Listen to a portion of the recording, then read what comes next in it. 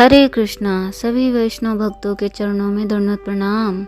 मैं राधिका प्राण वल्लभ देवीदासी आपका स्वागत करती हूँ। श्रीमद् भगवद गीता श्रृंखला में आपका स्वागत है। श्रीमद् भगवद गीता के अभी तक हमने 10 श्लोका सुने हैं जो प्रथम अध्याय के हैं। आज हमारा 11वां श्लोक है, तो चलते हैं हम अपने श्लोक की ओर।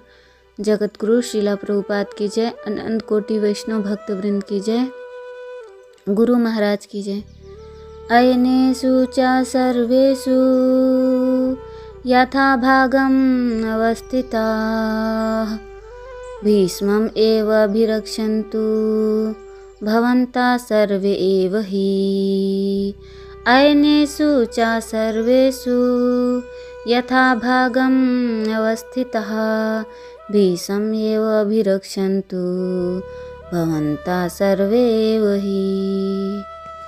अतएव सैन्य व्यूह में अपने अपने मोर्चों पे खड़े रहकर आप सभी भीष्म पितामह को पूरी सहायता दें।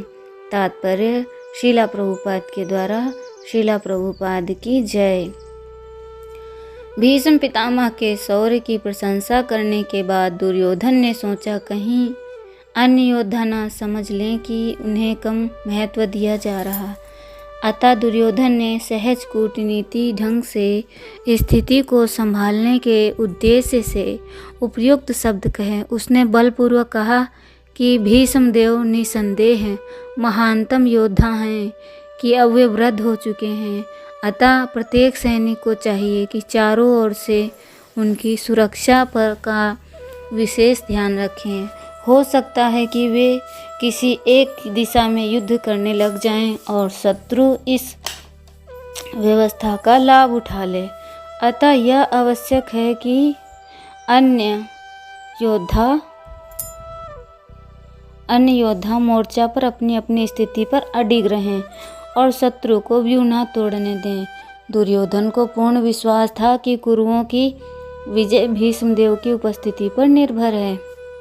उसे युद्ध में भीष्मदेव तथा द्रोणाचार्य के पूर्ण सहयोग की आशा थी, क्योंकि वह अच्छी तरह जानता था कि इन दोनों ने उस समय एक शब्द भी नहीं कहा था जब अर्जुन की पत्नी द्रौपदी असहाय अवस्था में भरी सभा में नग्न किया जा रहा था, और जब उसने उनसे न्याय की भीख मांगी तब वह जानते हुए भी दोनों सेनापतियों के मन में पांडवों के लिए स्नेह था।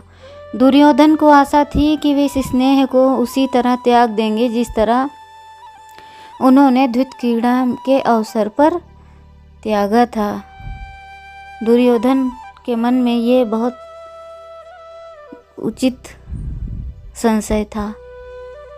अयनेषु च सर्वेषु भवन्तः सर्व एव हि।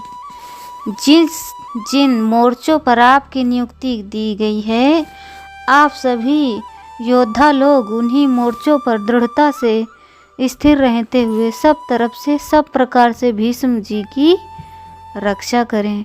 भीष्म जी की सब ओर से रक्षा करें। यह कहकर दुर्योधन भीष्म जी को भीतर से अपने पक्ष में लाना चाहता है।